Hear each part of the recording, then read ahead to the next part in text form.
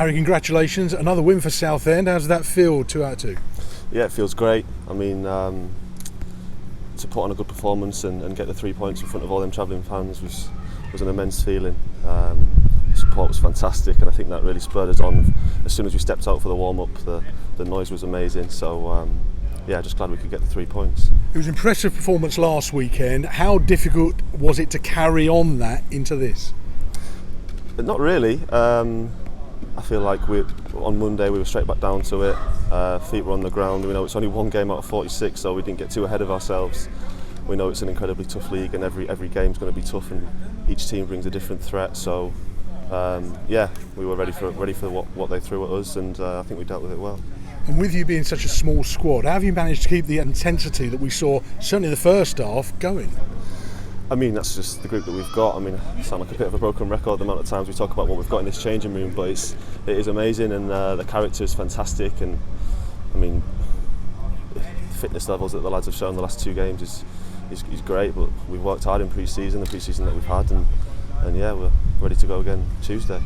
What about yourself? Getting that second goal of the term, coming in after a lovely, well-worked move by the whole side. Yeah, it was a great goal. Just watched it back there, and it was a really fluent counter-attack, and I just saw Bridgie open up onto his left foot, and I thought, I've got to get across my man here, and just threw myself at it, and was glad to get on the end of it. So yeah, it was a great start, and I think we played some really good football in the first half. A lot of pass and move, and probably should have had another one myself, and a couple of others was close. So it was a really dominant first half performance, and then second half was all about being professional, getting the job done, and taking 3 points back to Southend. I was going to say, until Ollie Coker got that goal, was it a frustration not being able to get your noses further in front?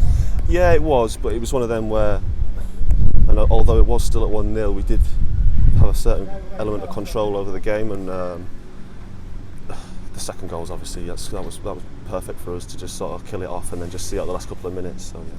And just playing alongside Ollie Coker, coming on once again as a sub, what about an appreciation for him having scored another really nice goal today, like he did last weekend? No, it's amazing. I mean, Coach he does it every week in training. That outside of the box finishes it's like a cheat code. It just goes in every time in training. So it's yeah, I'm really happy for him. He comes on with and shows great composure for his age, and to say he's had a handful of appearances for the club, he shows immense maturity, and really happy for him.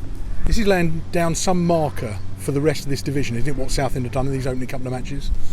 We just take it one game at a time and focus on ourselves. I mean, it's a long old season, and there's games that come thick and fast, so it's on to Tuesday and just see what we can do down at Dorking.